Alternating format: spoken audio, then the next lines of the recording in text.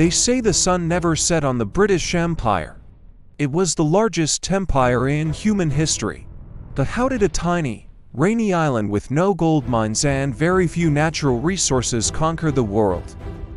We are taught that it was because of the Royal Navy, but the Navy was just the muscle. The brain was something else. The British Empire was the first power to realize that trade is a more effective weapon than war. Why invade a country when you can just make them economically dependent on you? But there is a dark chapter in this success story. To build the modern financial world, Britain had to become the world's largest drug dealer. This is the story of how a harmless cup of tea led to the destruction of China, and it reveals a hidden logic of what we call free trade. To understand this economic crime, we have to look at the British obsession with tea. In the 18th century, tea became a mania in England. Everyone from the Queen to the factory worker drank it every single day.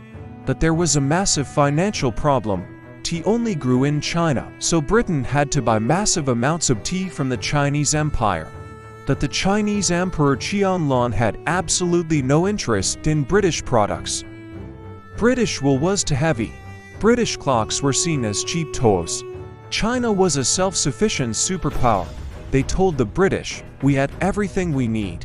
They only accepted one thing in exchange for their tea: silver. So for decades, Britain was shipping tons of silver to China.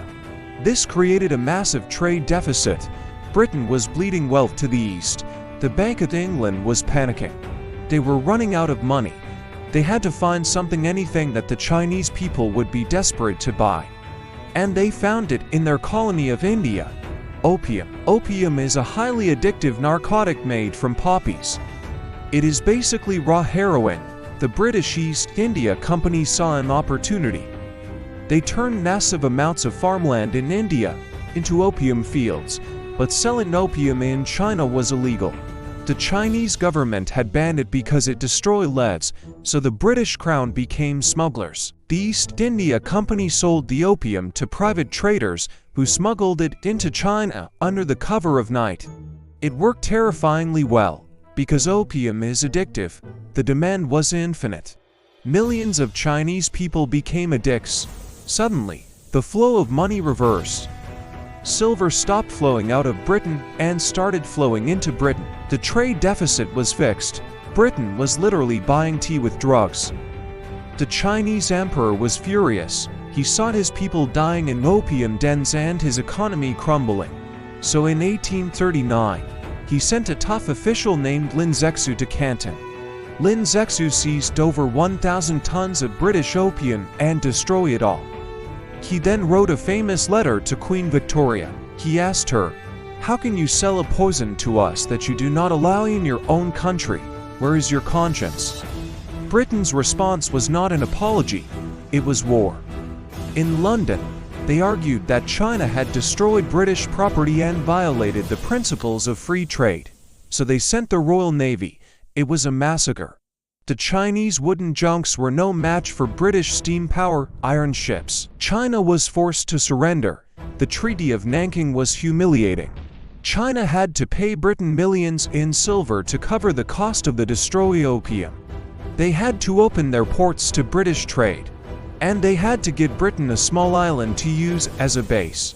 That island was Hong Kong. This war marked the beginning of China's century of humiliation. But the lesson here is about the nature of economic imperialism. Britain proved that if you control the trade routes, you don't need to occupy a whole country to rule it. You just need to control their consumption.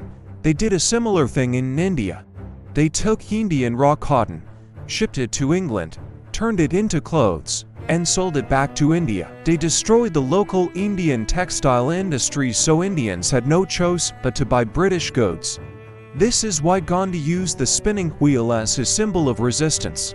He understood that making your own clothes was an act of economic rebellion. So what is the hidden logic for us today? We look at the Opium Wars and think that was barbaric, but look around. Look at how pharmaceutical companies flooded America with opioids for profit. Look at how superpowers use sanctions to destroy the currencies of their enemies. The weapons have changed. We don't use cannonballs anymore. We use tariffs and debt traps, but the logic is the same. Trade is not always a handshake, sometimes it is a weapon. The British Empire taught us that free trade is only free if you are the one setting the prices. In our next video, we are going to look at a very different kind of war. The American Civil War. We are taught it was about slavery. But it was also a clash between two economic systems. The North had factories, the South had cotton. The South thought cotton was king. They were wrong. Get ready for the economic collapse of the Confederate States. Subscribe to Hidden Logic. See you in the next one.